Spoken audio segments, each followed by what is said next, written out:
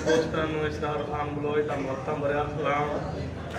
पहला शेर ही मैं अपने मेहमान अख्तर साहब और उन्होंने वास्ते पेश करता कि होबदारा पंचतन पाक दा मैं बंदियाई दे ढंग चराना।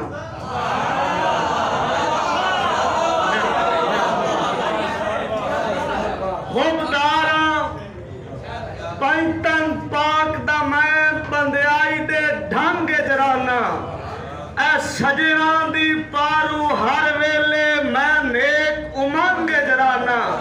ए ठगबाज दी संगत दा आदी नहीं, ठगबाज दी संगत दा आदी नहीं, लजपाल दे संग जराना।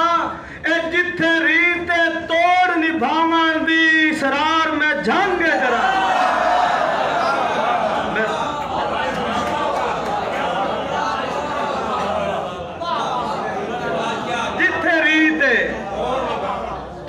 भवन दी बयान इसरार में झंग चराना।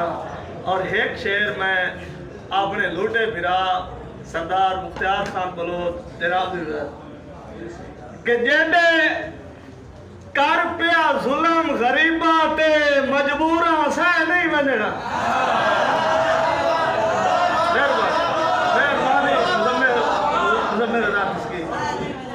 जेडे कर पिया जुल्म गरीबा ते मजबूरा सह नहीं बनना।